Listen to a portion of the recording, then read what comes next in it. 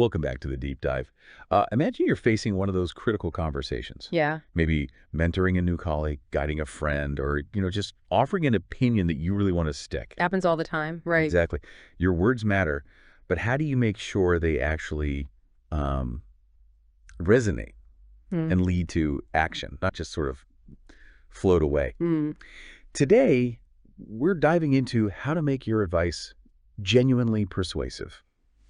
We're using insights from this really interesting framework, The Art of Giving Persuasive Advice. Right.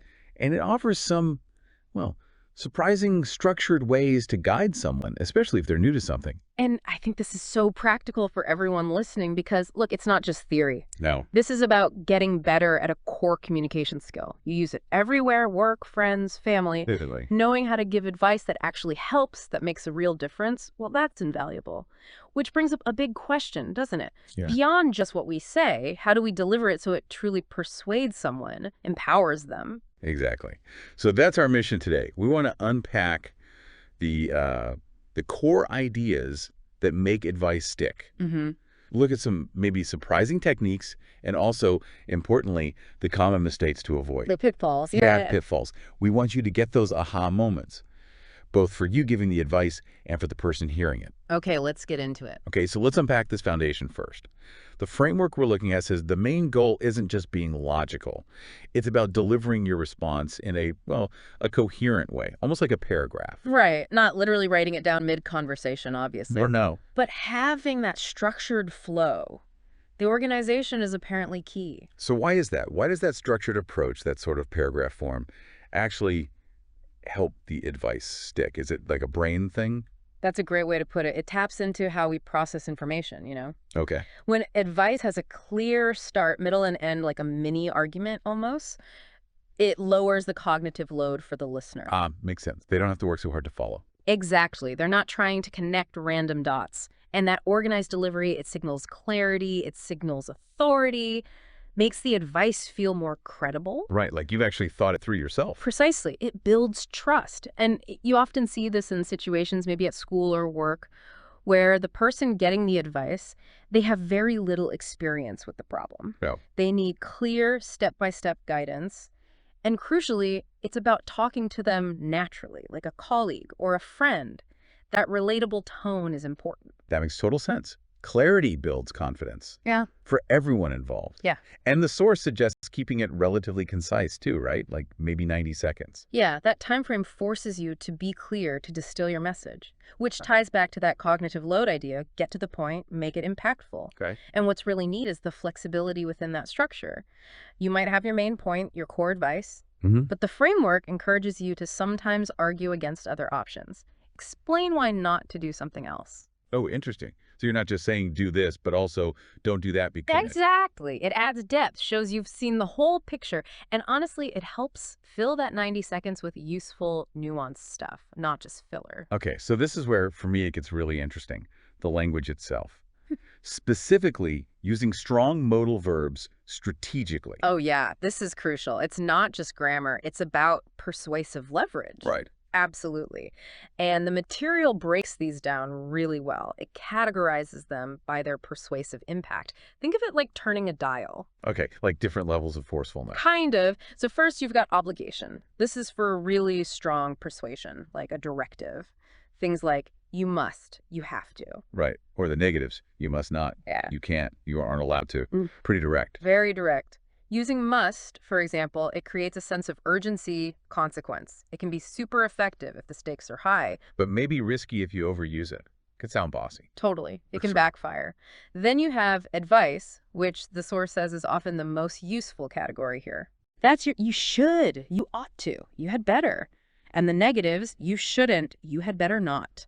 So still strong recommendations, but maybe leaving a bit more room for the person. Exactly. It suggests a strong path without totally removing their agency. And finally, you have suggestion, much lighter. Like you could, or you might. Yep, you could. You might.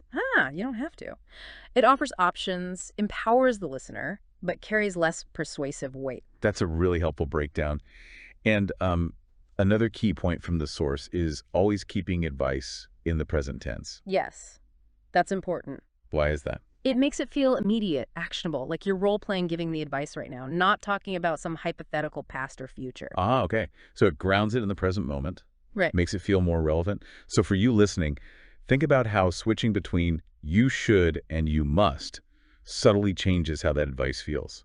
It's a powerful adjustment you can make. It really is. And the golden rule they emphasize is always use a strong modal verb and give a clear reason why. Right, the because part. The because part is crucial. Support it with examples, details. That's what makes it persuasive.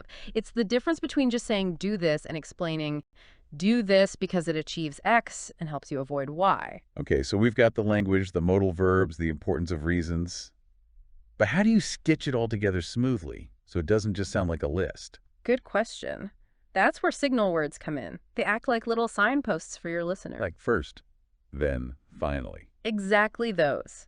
Think of them as mini headlines for your points. They give that step-by-step feel, keep it structured, keep it clear. Makes sense. They guide the listener through your thought process. Precisely. They anchor the listener so they don't get lost if you're making, say, 3 related points. Really helps with clarity. Okay, that clarity point is huge.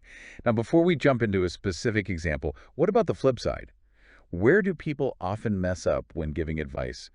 What are those pitfalls this approach helps you dodge? Oh, a big one is just solution dumping, you know. Solution dumping. Yeah, just throwing out ideas without any reasons, without context. The advice feels random, unconvincing. Right. No, because. No, because another is being too vague. You should be more confident. Okay, how? What does that actually mean? It leaves the person confused. It's not actionable. Not actionable. And then the opposite, being too prescriptive, maybe using you must, when really a you would is more appropriate for the situation or the person. So mismatching the modal verb strength to the context. Exactly. It can make the other person feel, I don't know, pushed around or like you don't trust their judgment. It really comes down to not quite considering the other person's perspective or maybe where they're at emotionally. Those are really important distinctions. Okay, let's make this more concrete. The source uses a great example. Yeah. A friend planning to propose marriage. Definitely a high-stakes advice situation. For sure. So the framework suggests taking maybe 30 seconds to prep and jotting down 3 key reasons or actions. Right. And the why 3 part is interesting. Yeah, why 3? Well, historically, in arguments or debates, 3 points often feels like you've properly made your case. It feels more complete, more persuasive somehow than just 2. Huh. Like the magic number for persuasion. Yeah. Okay. Sort of, yeah. It gives that sense of thoroughness. Okay, so for the proposal scenario, using this structure, advice point number 1 is you should take her to an expensive restaurant. Right. And the crucial why is... She won't guess. She'll be distracted by the fancy surroundings, the special occasion vibe. Exactly. Contrast that with, say, a cheap burger joint. She might immediately think, okay, what's going on here? And start asking questions you don't want just yet. Good point. Ruins the surprise element. Okay, advice number 2. This one's maybe the most critical. You had better have a diamond in a box with you. Had better. Strong advice and the consequence of not doing it. Well, you'll look silly, frankly, and maybe not serious about the whole thing. It really undermines the moment if there's no ring. Yeah, absolutely. Okay, and the third piece of advice uses an even stronger modal. You must drop to a knee when you ask. Must. Obligation territory here. And the consequences are interesting. Multiple layers. Right. First, she might not think you're truly serious if you just sort of casually ask. Okay. But second, and this is key, she's going to tell everyone about this night, her friends, her family, and they will ask, did he get down on one knee? The social proof aspect, the story she gets to tell. Exactly. It taps into her wanting that memorable, classic proposal moment. They'll know if you skip that step. That's quite persuasive, actually, thinking about the story afterwards. And the source throws in a slightly funny but maybe practical little aside here, too. Yeah. It mentions something like, besides, girls know they can say no later on and return the ring. Okay. Bit of lighthearted realism there. Is it relatable? A memorable detail, anyway. Definitely. And tying this back to the timing, that 90 seconds idea, the strategy seems to be always mentioning the outcome or the consequence if your advice isn't taken. Yes. That demonstrates the value. It answers the unspoken, why should I listen to you question. Right. And you don't need to ramble to fill the time. If it's well organized, clear, with those consequences laid out, pauses are fine. They're natural. Absolutely. Quality over quantity, impact over just filling airtime. So what does this all mean for you, listening? This method, this framework, it's not just for like test prep or specific training. No, not at all. It's really a practical blueprint. It helps make your advice clear, impactful, easier for someone to actually follow. Mm-hmm. It's about guiding someone confidently, giving them that structure they might need, and making sure your message, well, lands, empowers them to act. And that really is the goal, isn't it? Mastering this art of persuasive advice, focusing on structure, using language deliberately with those modal verbs, showing the consequences, avoiding those common mistakes. Yeah. It just makes you a more effective communicator, a better guide, really, in almost any situation where you need to offer help or direction. Well said. So, as we wrap up this deep dive, here's something to think about. If understanding these techniques helps us give better advice, how could using these same ideas help us critically evaluate the advice we get from others? Interesting flip. Yeah. The next time someone gives you advice, think about it through this lens. Did they structure it clearly? What kind of language did they use? Did they explain the why and the consequences? What stands out to you now after this discussion as most valuable for assessing the advice you receive?